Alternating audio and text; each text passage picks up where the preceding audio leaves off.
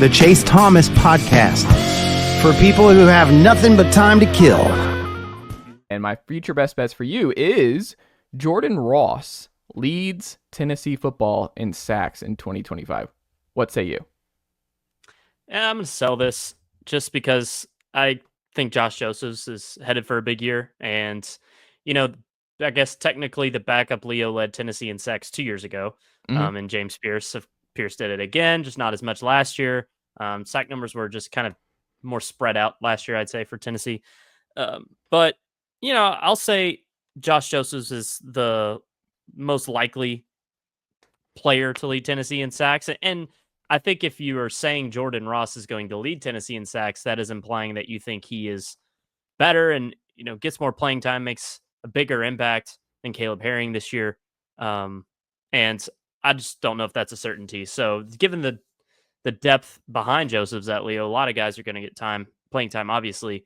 I'm just going to sell this that Ross leads Tennessee in sacks. That's fair. I mean, he only had 1.5, which seems really low this past year. I would have guessed more. He had 1.5 sacks last year, 3 in 23, and 1 his freshman year in 22.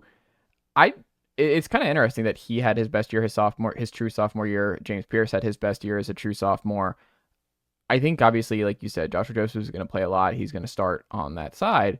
But I don't know. My gut is Jordan Ross, I think, has the most, like, Kaleb Herring's kind of a wild card. I don't know if he'll make a leap here because he'll also be going into his third year.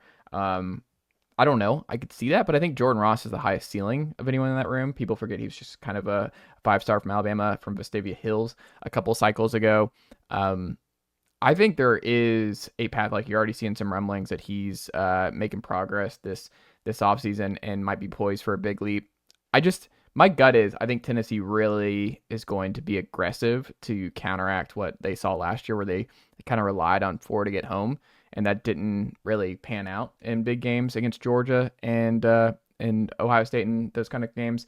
So my gut is Ross, with the highest ceiling of any Leo in 25, is going to get a lot of opportunities. My gut is they're going to play him because they're going to get after the quarterback again. I think they're going to be like, well, if we have to send more, if we have to have more Leos in the game at one time, whatever we got to do to make things more arduous for opposing quarterbacks and offenses, to make sure that the Carson Becks of the world don't drop back 40 times and don't get touched in a big game by our defense, then that's what we're going to do. So I think it's possible, and I think I'm going to lean that way because I think he has the highest sack ceiling.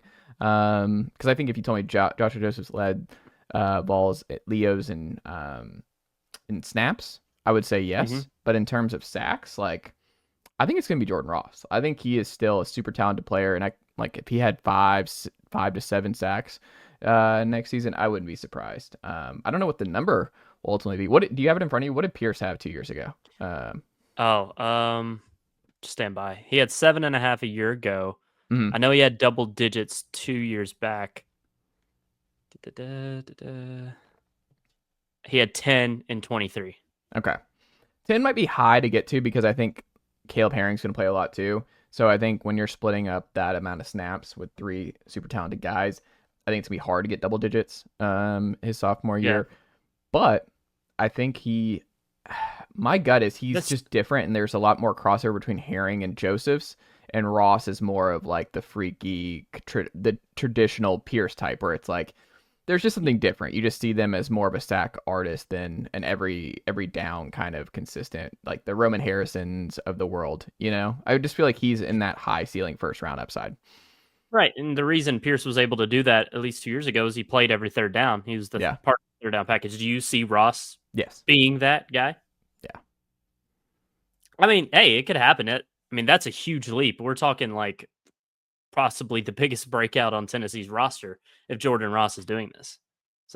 And that'd be huge for Tennessee, and that's what I'm hoping for. I'm hoping Jordan Ross breaks through and is that guy coming in for those huge third down packages, and he earns the trust from Gardner and Chop in that scheme. So we'll see. The other one, let's just say Rickey Gibson is gone, because there's been a lot of panic this week about whether or not Rickey Gibson's going to end up in the portal for Tennessee in the spring cycle. Nicely done, nephew. The Chase Thomas Podcast. Hell yeah.